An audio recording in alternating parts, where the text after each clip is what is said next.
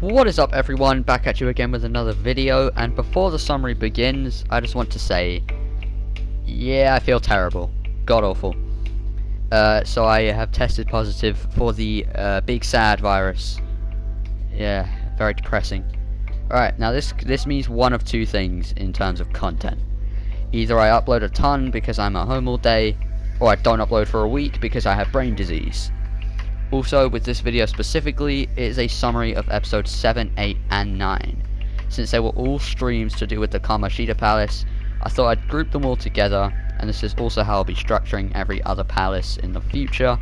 Anyways, nothing left to say, let's go. Before exploring the palace, I fuse an incubus and give him Rakunda, the defense debuff skill. It was also at this time that my brother Miller posted many inappropriate names into the chat, such as Candice Schlongfit, Alpha Kenny Body, and Jenny Taylor. I wish I could say I didn't fall for it, but there were a few I read out. We make it to the baton pass tutorial, and after some foreshadowed corona in the form of my throat exploding, I go and drink on the job. Just a quick side note, in the early game, gun is your best friend. You can absolutely smoke most early game enemies if the entire team uses the trusty neutral special. Anyway, we make it to the first puzzle of the palace, which is really an insult to puzzle, because Third Eye slaps you in the face with the answer. We make it to the dining room puzzle, and I spend a full 3 minutes fighting a group of level 3 Agathion. The endurance on these things is actually horrifying. Also, it turns out I am a lying todger. I said I was going to make stream highlights instead of a summary video, but my dumbass didn't save the recording from the stream. So all of that footage went directly out the 30-second story window. We earn ourselves the good old grappling hook and grapple to the area where the first savage enemies are. I proceed to get T-bone steak knifed by the first Bereth I run into. It was also at this point that my man Trash Boy decided to phone me in the middle of a stream. So I invite him and he trash talks my very existence. We make it to the halfway point, which requires us to solve a puzzle involving books about nonces, prostitutes, and punching bags. Once the puzzle is solved, we unlock a room that looks like it belongs to the kid that stays in his room and simps for Twitch streamers, because there are way too many pictures of teenage girls stuck to the wall. We also find a fourth book called the Beefcake Book, which we can use to get a protein. This item will help us when we exercise in our room or at the gym. In episode 8, we start the stream off with the guard tutorial fight. He'll use the skill Charge, which makes his next physical attack do a crazy amount of damage. A few of my party members die in this fight, but we beat him on the first attempt. Soon after that fight, we find a will seed. There are 3 of these in every palace, and they provide us with some juicy SP recovery. Find all 3 and we'll get an accessory with a skill that varies depending on the palace. We make it to the final area of the palace and find the second will seed as well. We take the elevator to the underground and find the third will seed, but this one is guarded by a slime Mara, aka School Lunch. Anyway, School Lunch is a sexist and targets Arn for the entire fight. Luckily, this takes the danger away from Joker, and he's able to safely attack without the need to guard at all. Not long until School Lunch gets absolutely devoured. Now that we have all the will seeds, we get the accessory that gives us the skill Diorama, which is basically a full heal considering my current max HP. I give this skill to Joker so I can save some of Morgana's and Arn's SP. Literally a few minutes before attempting the fight with School Lunch, I summoned Pixie for the sake of healing. Now that I have the Diorama skill on Joker, Pixie is now rendered worthless.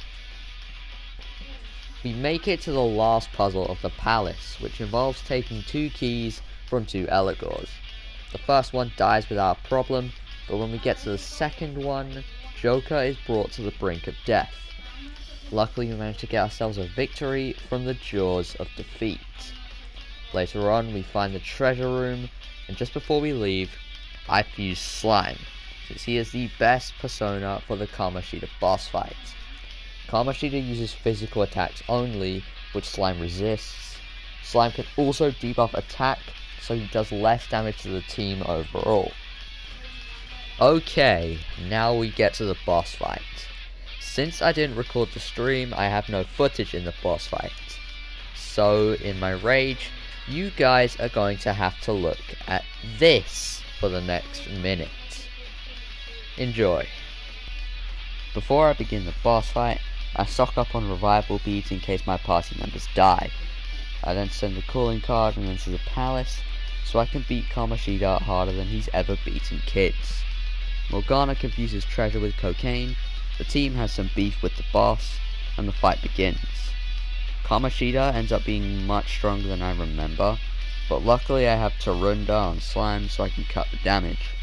My main plan throughout this fight is to use Tarunda with Joker and attack until it wears off, buff Ryuji's attack and have him attack until that wears off, and use Morgana and Arn to heal or attack if everyone's on good health. We eventually get to the point where Kamoshida starts healing by eating human beings. If we break the trophy, then he'll no longer be able to heal. Soon after, we get our first casualty, and Kamoshida buffs his attack and one-shots Ryuji. Luckily I have countless revives, so he's back in the fight in no time. Kamoshida says he's going to bring out the big guns, unnecessarily specifies that his kill shot involves being killed, and launches out a volleyball explosion that does less damage than the default one. Okay, you guys have suffered enough. You get to look at this now. Much better. A common theme in boss fights is a unique special order. It involves sending out one party member to do something that will turn the fight in your favour. For this fight, I send Morgana to steal the crown for Kamoshida's head. It was at this point that 99% of Kamoshida's attacks were directed towards Ryuji, for literally no reason. I guess he just decided to bully Ryuji today. Anyway, because of that, I need to heal him almost every turn, and I'm not able to do enough damage and Morgana gets caught. I attempt the order again and it goes much better this time. And by that I mean Kamoshida dies before Morgana even takes the crown. Either way, we have put an end to nonsensory. Arn roasts Kamoshida both literally and figuratively, the palace collapses harder than my last relationship, and I return to the real world and end the stream. Cheers to you all for watching, bye bye.